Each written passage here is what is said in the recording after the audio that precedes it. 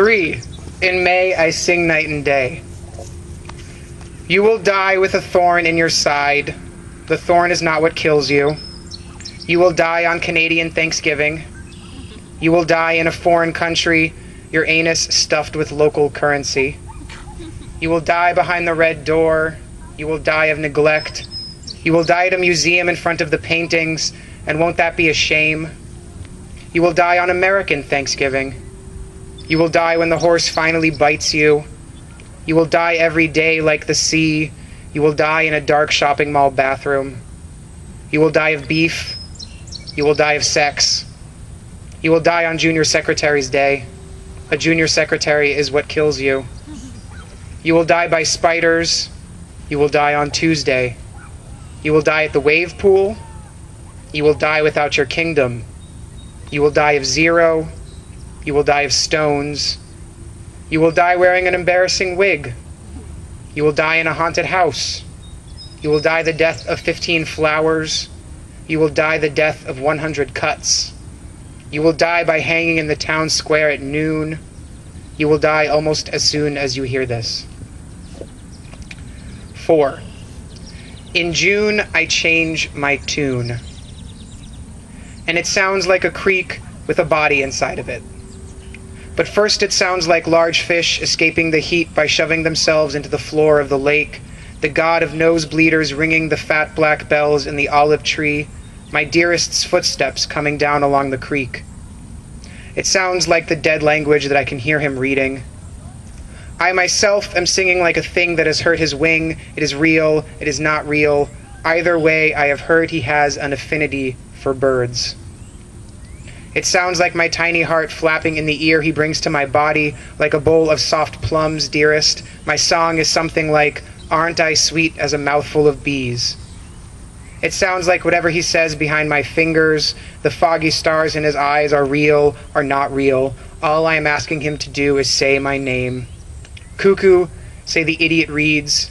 Cuckoo, says the god of the perverted field. Cuckoo, says the distant traffic of the grubby town where the creek ends in a blue-black hole. 5.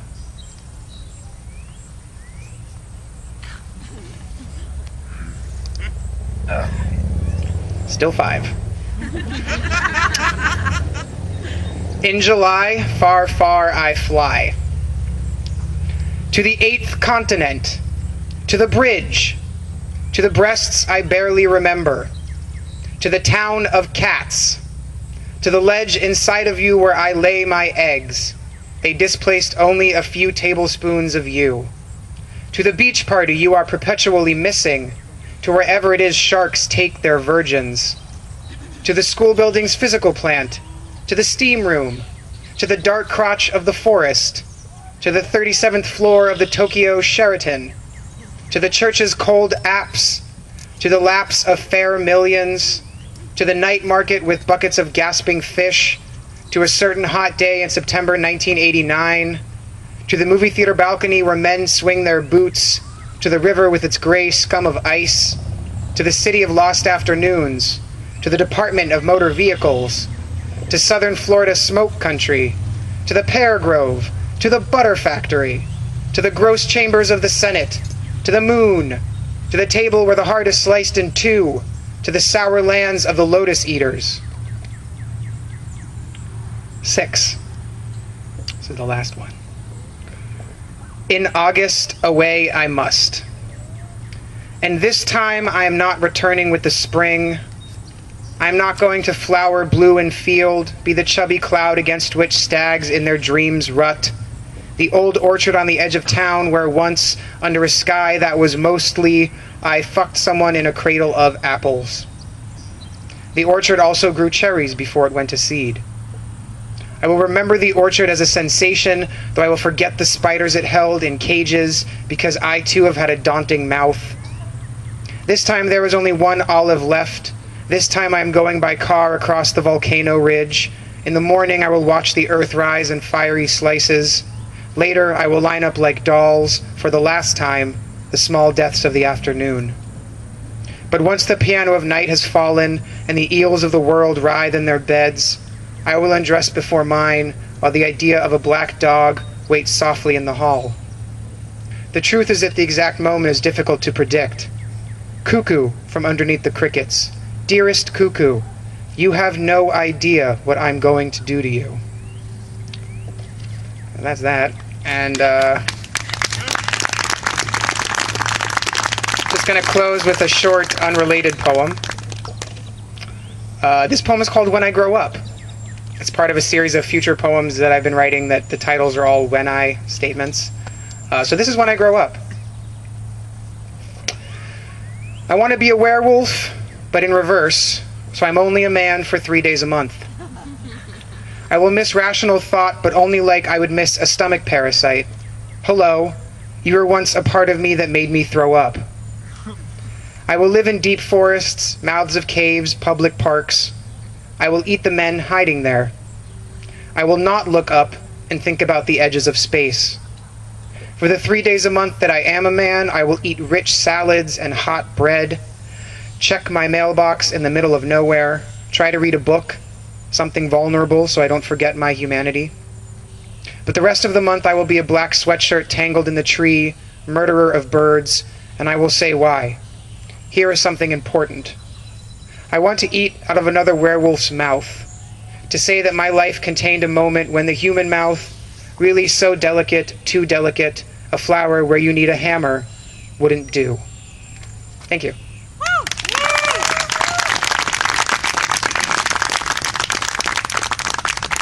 All right. Thank you, everybody.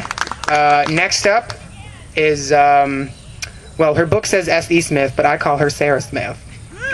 And we've been friends for like a decade, and she's faboosh and an incredible poet. And you are going to hear some of that right now, and then you can come up afterwards and tell me that I was right. Okay? Is that a deal? Yeah. All right, good. All right, Sarah, come on. All right.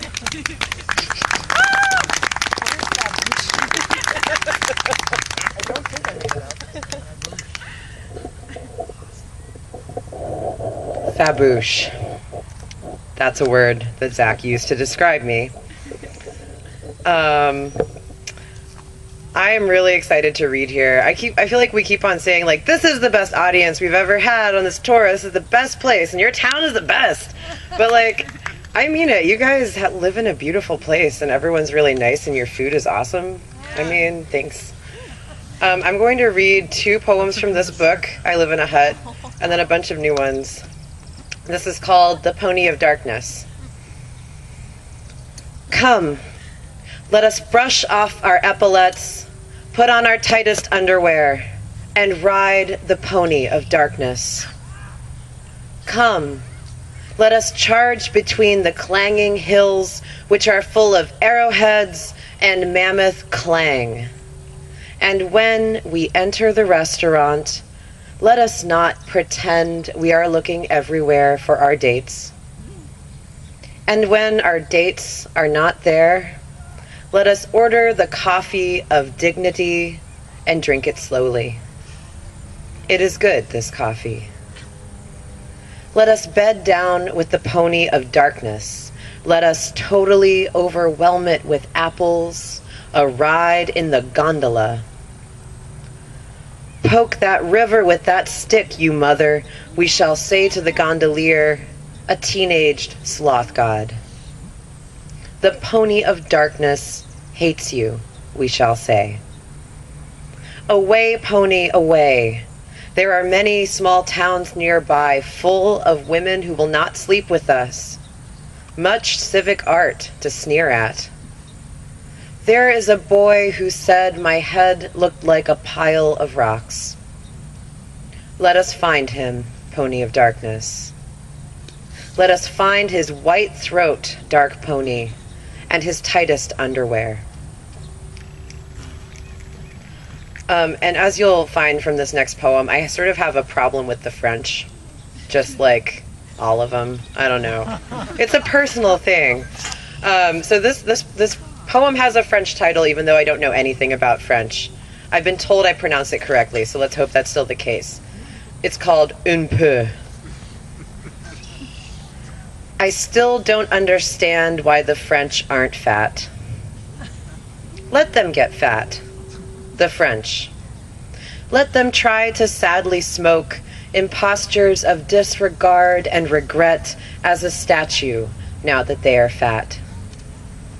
Maybe now and then a French gentleman will scorch his pants while he irons them in his boxers, remembering the coy girl at the seaside town that summer and how she was superlative at wicked endearment now that she is fat. Maybe now they will stop giving us useless advice and making up ridiculous words for green beans because they are fat and don't like green beans anymore. There will be some confusion. Men falling in love with sofas and women dressing like sofas to lure the confused. Homosexual sofas smoking from a shared cigarette in postures of regret. They will eat everything, even bells. I am a worried bell. My legs dangle inside my skirt and I clang. Ma share in this problem which so greatly concerns me, I clang. Meet me at the seaside town which is empty now that the French never stop eating. I will bring the blanket if you will bring the apples and the knot of honest bread. I am aware of the vast mystery that yawns between us. I would like to swap some of my eternity for some of yours. I don't know how, but I love you so it may be possible, and the French are fat at last. Finally, they are fat. They move slowly like bears. Maybe now they'll leave us alone. Maybe now we can get on with it. All right, so I'm going to sort of off-road a little. These are from my second book manuscript, and I've never really read these before. Oh, I did one time, but I had to do them in funny voices, so I feel like that didn't count completely. It's scary reading new things, y'all, it's true. So I have a few poems from the new book, brand new poems just for you guys. Why did you read them in funny voices? It's a whole story. This reading series in Minneapolis wanted us to do like interactive stuff with the crowd. And so I was like, oh, I want to read these in like a bratty teenage girl voice. And then I thought, why not? Or no, Anne-Marie. Who suggested it? Someone suggested that I like ask people to suggest voices for me to read the poems in. And so it was a whole crazy experiment, which will not be repeated tonight, except for after the reading. So, especially if you buy a book. Okay. This is called Memoir. The song needed an empty place to begin, and that is how it came to find me. It had been looking since World War II. It was not easily impressed. It liked me because I agreed with it. The French are not really that impressive, just capable of flawless execution and conceptual tact, and everywhere the reminder that people have been dying while stopping occasionally to invent the macaroon or paint a dish of lentils. Well, I don't see the heroism in that. I would rather put on some sweatpants, buy some new socks and a slushie, maybe come over to your place and teach you a thing or two about kissing. Watching the high-rises go up all over the place like rearing cobras, I become more allergic to what is nice. I watch my neighbors sleep with the lights on and the curtains open. Yesterday, one of them placed the skull of a cat in the boundary shrub, just so. It is pointed at my bedroom window. What is not empty cannot sing. Let me show. When I shove my fingers down your throat, you can try, but you are dumb. I really didn't realize that I also dissed the French in this poem. That was unintentional and just like a measure of how like cheesed off I am with them. Anyway, this is called I Ate a Genius, which the other night I read in the voice of Carol Channing. This will seem slightly more serious, I feel. I hope. I ate a genius. He. and my blue bra showing through my clothes. Hello, all over the place. You want some of this shitty candy? I could feel his hairs breaking in the dark of my bowels. I could never eat another one. Bow down to eat him, he. My horse is near. I can nearly touch it. We will ride on the salt flat beaches and rip fish with our raw teeth. He wants to eat another one of me, one for each blade of straw. I hung your damn stars. Singing comes out of my mouth. Solarium. And green. And rusting petals. And high sun. And no more running. About the grace there is no doubt, humbucking in displaced vans and green and. About the nigh on the high weeds grows the grain and. About the nigh on the hip where the bathing suit sits. Then the scene dissolves. Release the packet of moths I've taped under your seat. Then stand, leave. Walk through the streets with somebody. Sit in the booth and oops there. Now you love me. And this last poem I always dedicate to my poetry super friends of Line Assembly. It is called Situational Humor. It is for them because I love them so. But I also want to say before I wrap up, Nancy, holy shit, thank you. This house is ridiculous. And Nick, all of this community around you is amazing, and we're just really glad to be here. So this last poem is for all of y'all as well. Situational humor. I say, order the pig heart in the fancy restaurant, for no cutlet has been so loved. Eat the risk, the brains, the wine in a tin can, the uncertain galloping in spats, and leave the chairs outside after the party until you have another party. Act the role of the duck to make the swan jealous. Tell the truth, eat lettuce. Asked to enumerate my praises, I could only point to the man in the grocery store pushing his cart on new rollerblades, for lo, this world is full of marvels, drunk children, and fortune-telling objects. For all this, a steak is never adored. For what else can magnify the lust of looking into the next moment's boxed window, and the next after that? And then there is the game of piloting the hovercraft of your head aft on a stalk of light, which is the rest, the unlikely land of you. The perfume that falls from the sky, so subtle, only dogs and mothers can smell it on you. Oh, my only bunny, my best rabbit, my slop-toothed beast, I have brought you grapes and a book you will like. This part is easy. Practice, practice, practice. Thanks, guys.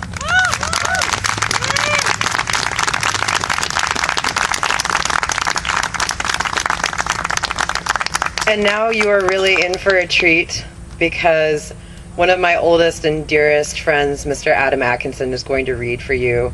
Adam has done so many impressive things that I've forgotten all of them momentarily. But I will tell you that we became Insta friends in our first ever college class because we were like, I like the movie Tank Girl, I do too. And then here we are, a decade later. That's like the silliest introduction I could give him, but you're gonna love it. Please welcome Adam Atkinson.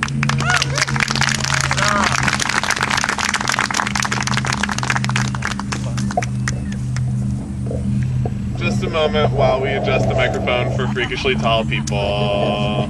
Thank you. Is that good? All right. Thanks, Mark. All right. Yeah, I'm Adam Atkinson. I'm going to read some poems. I'm going to read them from a manuscript called Private Dick, which is, as you'll sort of instantly hear, about detectives. I often tell people that it's about all the good things. And so detectives fall under that category of all the good things. But so do time travel, and so do gay things. So that's all the best things.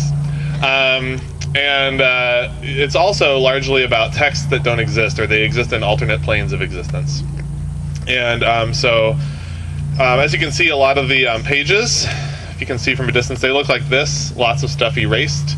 So they're like from books that I made up and then I erased. Okay. And every time there's something erased, I'm going to smack the mic so that you know that something got taken out there. Okay. All right. So this is, first one is Chapter 7, Private Dick, of a book called The Case of the Starlit Faggots. It was a dark and stormy night. November and all led to the scene by a team of psychics in a trance. In the fire, bodies upon bodies, they seemed to be saying, moving their mouths in silent accord, then vanished. I found the fairies, charred and starlit, maggots gleaming in the light. From the Chrysler, it was a stark and wormy sight. The psychics had mouthed the truth. Bodies collected here without a drain to circle, pooled as though cruising in a spheric leather bar. Not a case for the cops. The last ember of the fire, the North Star of the coming investigation. I pulled a butt from my deck of luckies and bent over for a light, but it was lost. No ember at all. The glowing asshole of a corpse, gripping my butt in its mouth, whispered, "Got a light?" And "Speak to me of death." And enter. Then, this next poem is also from the case of the Starlit Faggots, and it's called also Chapter 7, Private Dick. Oh, I'm chewing my gum still. That's so tacky. Come on, charm school. I know. Get it together. I went to charm school for like 10 years. Chewing my gum at a poetry reading. All right. Chapter 7, Private Dick. It was starlit, faggots circling 6 reels of footage from the 1930s. A young cast member, a bit part, the film itself. A few years later, the documentary. A screening at New York University. An evening of mannered nostalgia. A hotel, a fictional hotel. Cycles of elegance and desire. The faggots, frozen in a filmic netherworld, a bit apart. The avian flutter of the fall. The bird itself. A few beers later, Green River Cemetery. The last member of the Walt Hitmen. A line of questioning behind a mausoleum. An answer. A stuttered answer. An exposed member. At half-mast.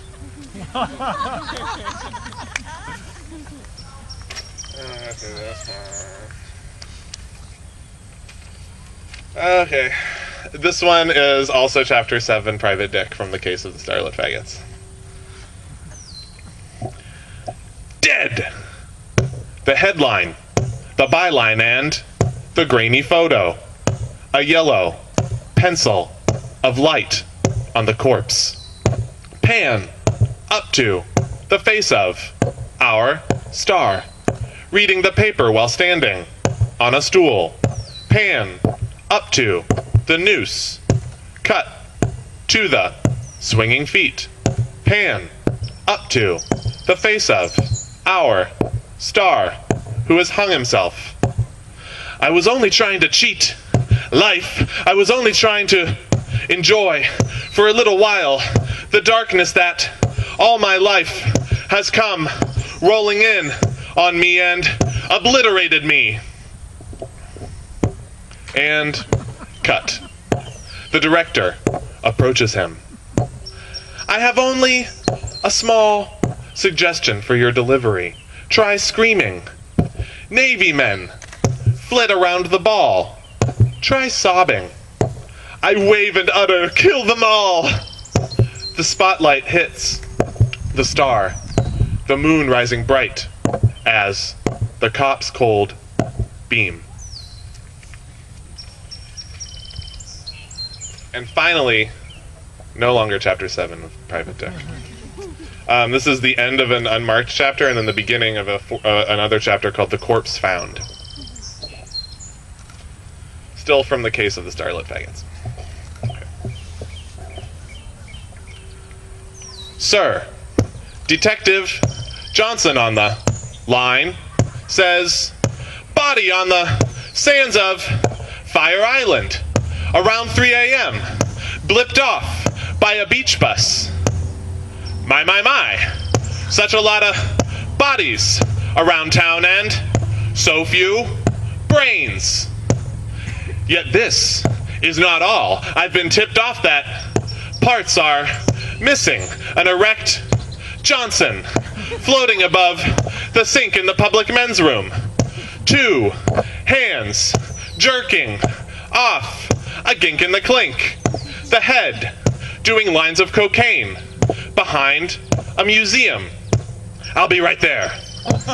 Try and reach us on the shore. Feet are scrawling messages on the sand. So long, copper. And wish me luck. And I got a raw deal. And my kind always does. Chapter 4, The Corpse Found. Tell me the name of the driver. The Johnson flung itself into the mouth of the head, which mumbled something. With a smirk, Johnson placed firmly in cheek.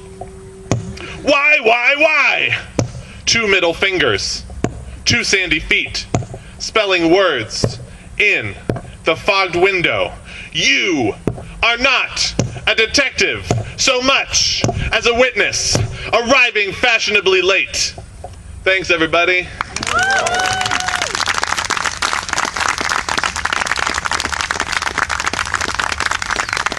Our next reader is someone who, obviously, like all the other readers, I'm so happy to hear her work almost every day. Which I can tell you is the most rejuvenating aspect of the tour whenever you feel exhausted and you just get to sit down and listen to your amazingly talented friends read their work every night. But also just as a person on the tour has been so important to I'll just say to me, I am like this very gregarious guy, but I'm not all about the feelings. And what happens is when you're in like a confined space in like an SUV with like some of your closest friends for a long time, and it just keeps on happening for like weeks, inevitably you feel things, is what I've discovered. And Anne-Marie has been very important to me in helping me deal with this eventuality. So thank you so much, and just wait for her poems. Ladies and gentlemen, Anne-Marie Rooney.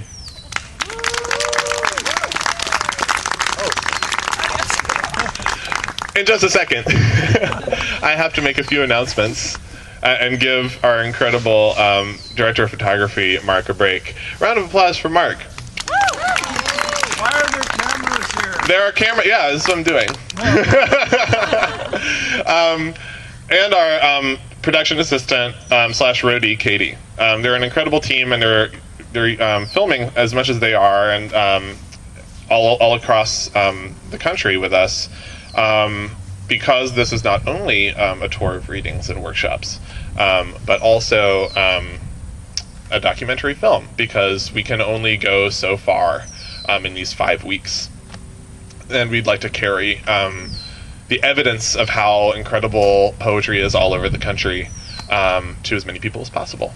So that's why there are cameras. Thank you so much for possibly being in one of the shots.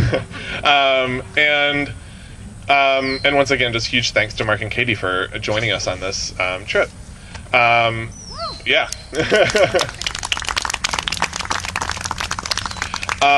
We'd also I know it's been said a couple times now, but I'll say it 5 more times. Thank you, Nancy. Thank you, Nancy. Thank you, Nancy. Thank you, Nancy. Thank you, Nancy.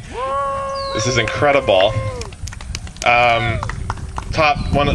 Just like a top venue and a top place to stay, and not only the place, but also just like the welcoming personality that we got when we walked in the door. It's like so soothing to our weary traveling souls. And the same goes for Nick, who, as I'm sure just about everybody here knows, is just like the warmest, most wonderful guy, and has been so great to us. Not only today, but for months in the lead up to this, when we were even talking to him about what we thought the tour might be and his advice on that. So thank you so much.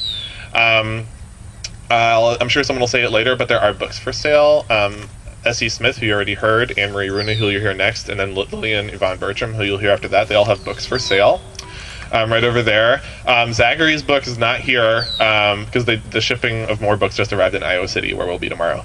But if you're interested, you should look up his book on Amazon or New Michigan Press, preferably the latter. Oh, my book is still a bunch of pieces of paper. Forthcoming, yeah, cross your fingers, y'all. But it just recently became a thing. It's only existed for like a month, so yeah.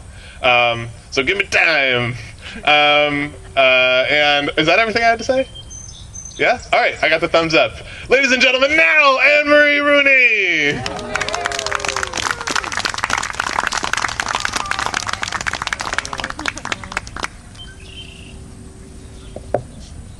Thank you, Adam, and Nick, and Nancy. Thank you, thank you, thank you. This place is so beautiful. And you guys are so beautiful. We had the pleasure of meeting some of you guys in a workshop earlier today, which, again, we keep saying that, like, everything, like Sarah said, is just the best, but it was just a damn amazing workshop. So thank you guys for coming out even again. So I'm going to read some new things and then also some things from the book. One of the things that I do when I'm not traveling around the country with 5 of my best friends is teach poetry to or with young women. And it's gotten me thinking this past year about the young woman that, or the 12, 13, 14-year-old woman that I was, and in some ways still am, and I think about some of the things that she needed to hear and some of the things that I still might need to hear. So I'm working on a series of poems to her, and I'll read a couple of those. This is called When the Heart Stalls. You sit in the soup of feel and your good muscle starts to hurt, to lunge too thickly forward. Through fear, you can plump an art, deplete its endless mush so red sticks to blue like a righteous map and willing. Replenished, the day plunges its sticker in. If you are slick with it, it is sticky too, dark tack lettering your fingers in rain. You long for her and do not long for her. And a man comes and shows you how to chain the spokes, and in your black and broken dress you do. You singe all smell and pill. You are popped citrus and lift every voice. Around the circle of you, your soapy body sets its bone. In the shift taking shape, there grows a distance, which is not the same as having meaning and a real book. Water drops from somewhere, so a part of you spins, folds back into caves. This part is the true part, and still you can die from it. Don't belong here, ever. What the heart hides. You are blank as a long white brick, a tablet, a pill of earth that your tongue presses down. You equate nothing with a gradual sort of greatness, a gradation of water on the backlit broken porch. In your hands is some coolness. Do nothing with it. Do the dirt that your century upholds as real, as raw, as replete with blue blood. If you cannot be good, be leather, that rich and flat, aware of no throat hold, cabled in clinched kisses. Across the street, a man swings his arms around. Be that man, as bold, gored out. Once, you were a clear, stout cup. You rattled with drink and puddled as fast. Nights muddied you, and you moved out from them, trued to no softer a river, boy, or woman. Sometimes your neck crept with shadow, and you could not breathe, and liked it. You could not breathe and liked it, and liked the smoke sweetening inside of you. If you have known rooms, they have known you, your wetness and flattened affect, your mood hanging the air thick, thicker, still thicker than that.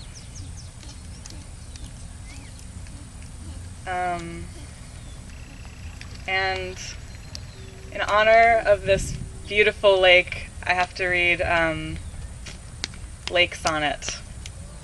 This beautiful lake and this month. Lake Sonnet. It was July.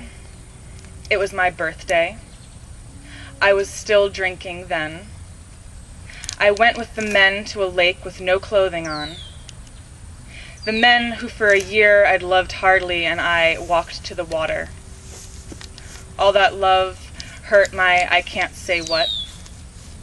My hands knew nothing but men that year. In snow, I stand out. Every man I've ever seen has seen me back. My eyes sweat from it. Though from there the summer breaks off, it felt sharp and bright through that last hour, like glass fired to gold before it breaks against its own heat. It's soft, and then it breaks, and seeing itself shifts light. For our trouble, we were cold and wet for an hour. I'm going to read one more poem, which is a little bit longer, and is dedicated to Lucas and Anne, who has known me since I was born. We used to live along the Hudson River. This is called After It. The Hudson dark like a rock. The Hudson rocking this boat. There is no light coming from it. There is a boat moving blackly through the night. He holds out his hand. I sit next to a man I never loved but let kiss me wetly for 2 months. Jersey twinkles in and out of this. When will I turn back to a cold, gold thing? After the year, the river still presses with the kiln's glowing shade. Knots of burnt rubber unlace the air. They were not bodies because bodies travel faster. A whole clock of black things pitched into the water. Fire and a cloudless coffer, the center of denatured. Here's what I saw. The ferry is a black yoke, closed, thickening the water. The gulls open their mouths. I never loved any of this. New York shuddered like an oven. In the morning, a wing of sweat opening on the sheets. How it crawls into bed, stinking of cinder. It is slow and dark, and don't I know the creep of straddle too. I sit at the island's blunt tip and watch the moon ride the river's deep, black. Start here. The river's deep. Black the moon. Ride and watch at the island's blunt tip, too. I sit. I know the creep of straddle and dark, the don't of cinder. It is slow how it crawls into bed, stinking on the sheets, a wing of sweat opening like an oven. In the morning, New York shuddered. I never loved any of this. Their mouths, the gulls open, thickening the water.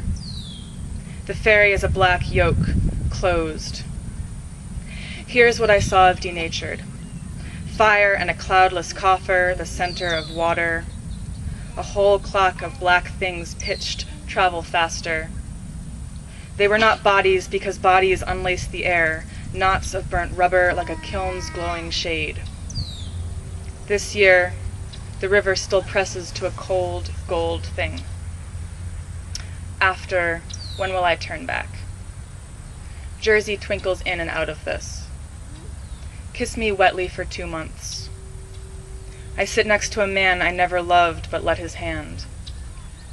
Through the night, he holds out. There is a boat moving blackly. There is no light coming from it. The Hudson rocking this boat. The Hudson dark like a rock. Thank you, guys. And it is such an honor every time I get to introduce Lillian Yvonne Bertram.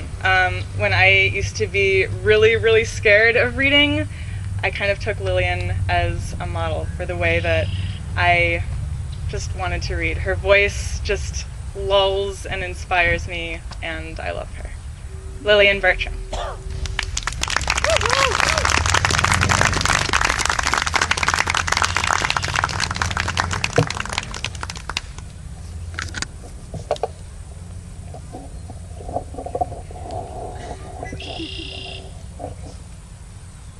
Yes. I was a barking dog. I was a thing once. A coyote routing the timber at the river's edge. Then the river's edge. January's frigid waistcoat swinging my belly low over the fields, and the fields barked with ice. I, coyote, fell in love with grackle, a common icterid in decline. For this I would take breaking over meanness, but I became its meanness too, and in the dark lost its trail.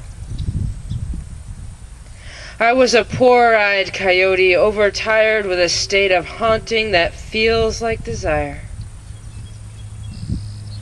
When I was a woman, and my lover was a man, I did not hunt in pairs.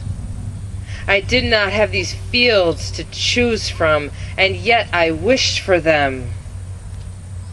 My sleep as a woman was inferior and menstruous.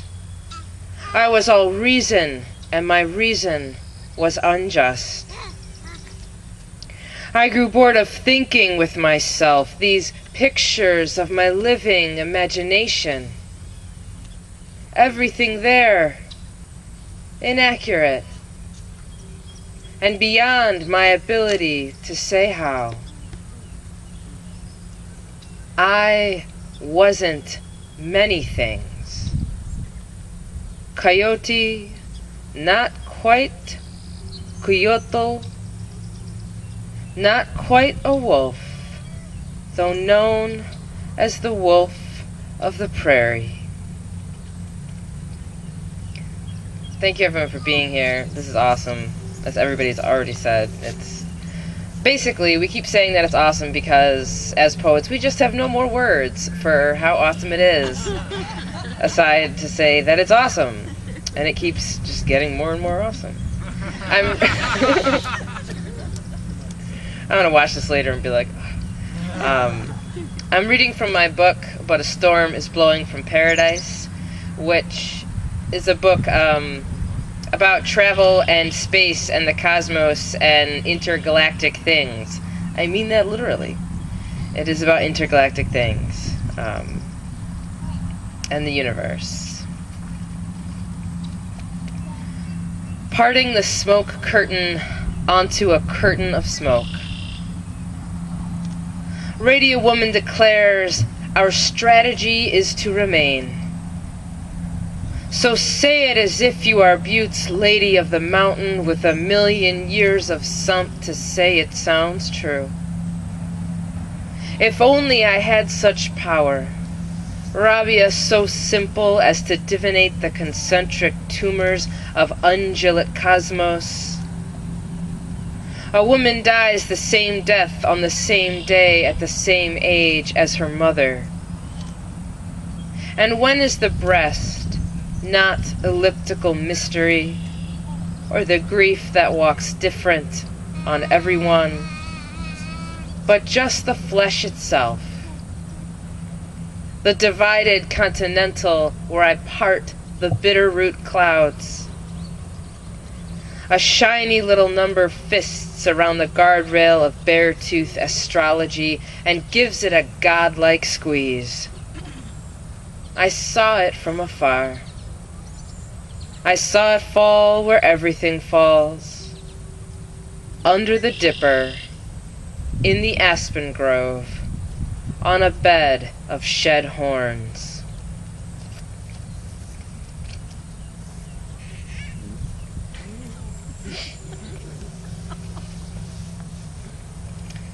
Phenomena not foreseen. There is no way to be modest. His fingers climbed in by that summer's swollen lake. The canoes kneaded against the dam like children desperate to see over each other at the drag race. I bent him to cello and back again, climbed out of the lake bed, sought the longest pause between the known elements and dark matters of design, those particulates causing all the trouble. Maybe we laughed ourselves into halos. I adjusted my shorts, talked vaguely about vague things. Or I was already 10 years from then, riding shotgun in a convertible, my hair out and head exhausted on big ideas that broke like a hoof on the back of a fly. The night game no more than stretched light, the blur of little leaguers batting epically at the cosmic abundance. As you can tell, I'm not really saying much about these poems.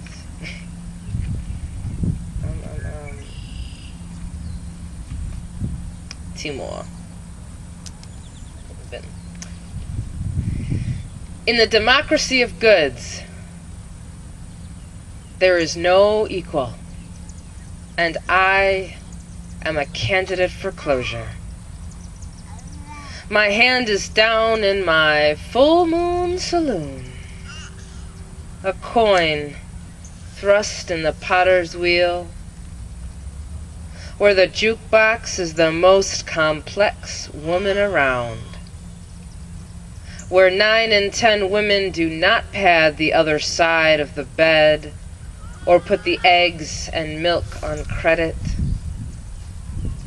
My camera, my magic box of accident, duplicates the real that is not real enough. 9 in 10 women know the exact name of the pill they are taking, and all women keep track of their jukebox growth. I know it goes against so much that I touch myself, bring up fluids, and demand that you look.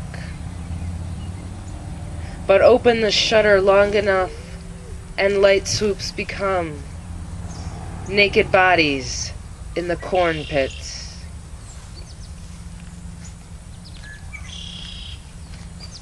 And I'm going to close with the first poem in the book.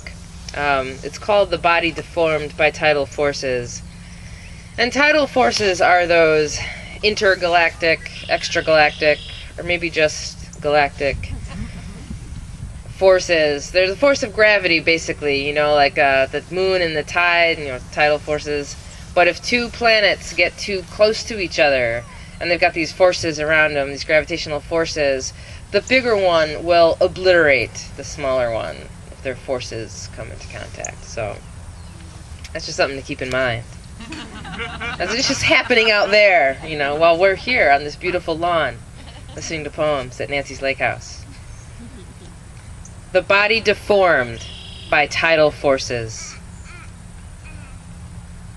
Darkness is still here, hunkered against the trees. Spring is so uneasy this year. No matter the morning's boundary culling our bodies, another romantic passage assaults us. Oh, limp future, centered on this body. In the model solar system, planets suspend and twirl as if from a spider's whirl. The quantum in backpedal, in decline. Spring is so ungripping this year. Bored mouth, bored fingers.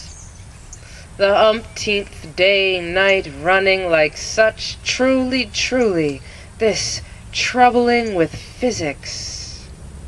Not still winter, not yet anything. Oh, thuggish awakening. All planets but this one were named after gods. Thank you. And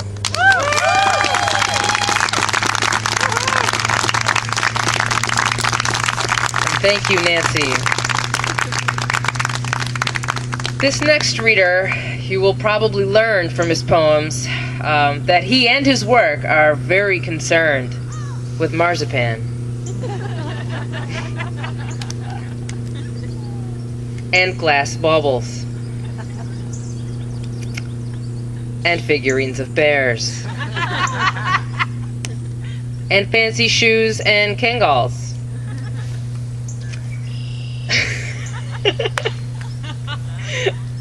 A dear friend of mine whose work I love even more every time I hear it, and when I think, oh no, I can't love it anymore, I love it even more. And him. Please welcome our last and final reader, Ben Pellahan.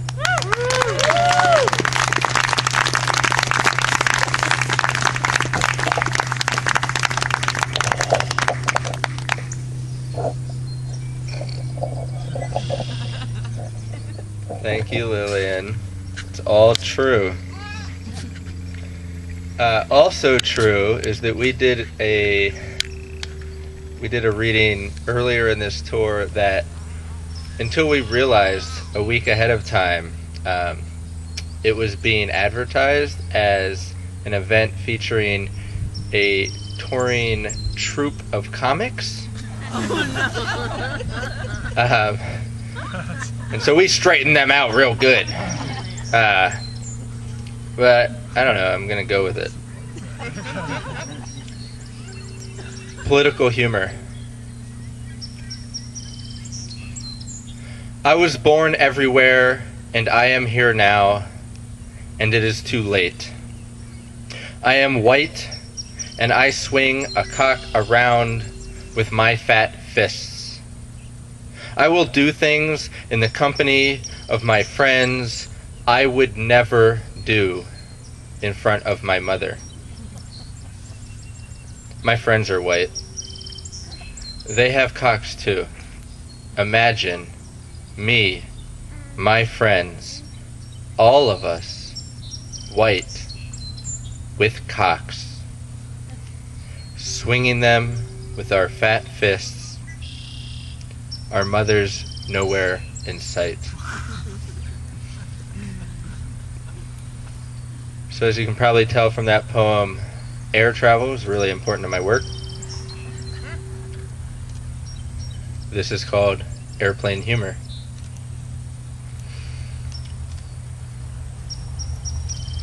The in-flight movie is a porn and no one minds even a little bit.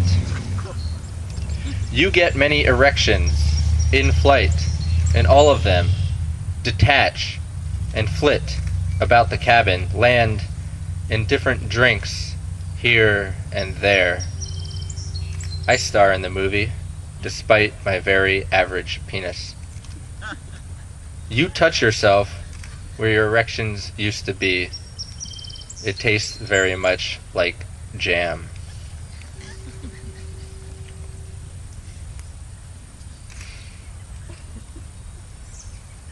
So, children feature prominently in my manuscript, which is a thing that would like to be a book someday.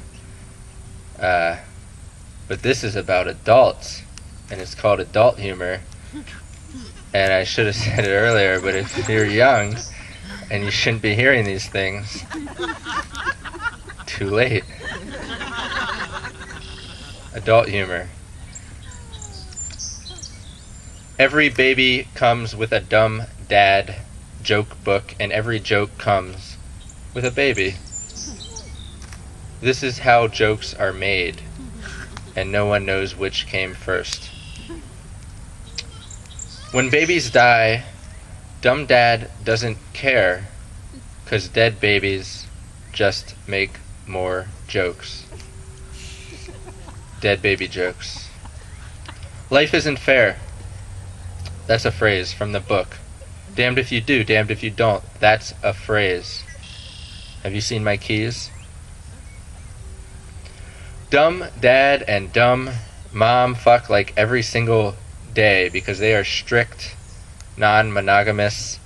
Dumb mom doesn't need a joke book, and you can never really know who your dumb dad is because funny gets everywhere.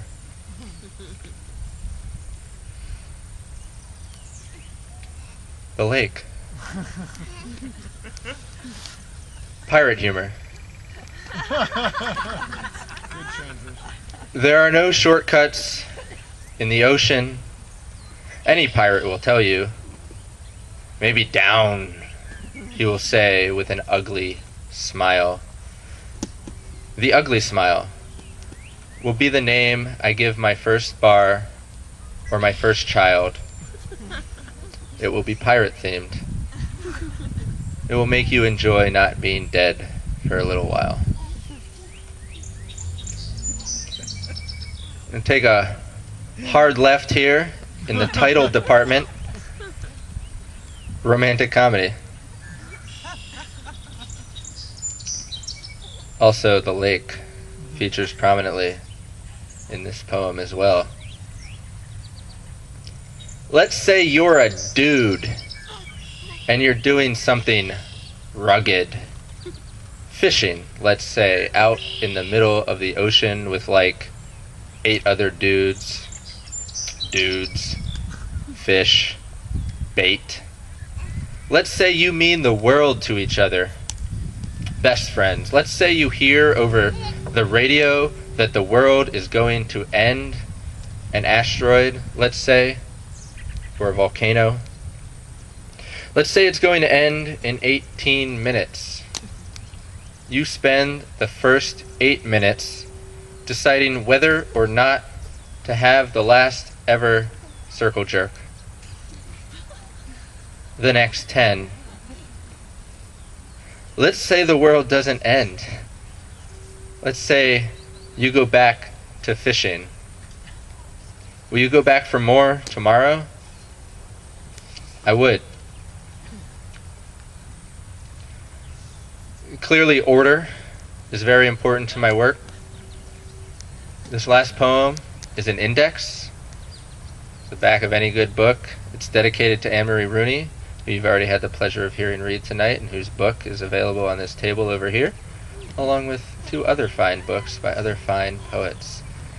But before I read this is my last poem, and then there's music. I've tried to be as arrhythmical as possible, so for the music to be that much more exciting for everyone.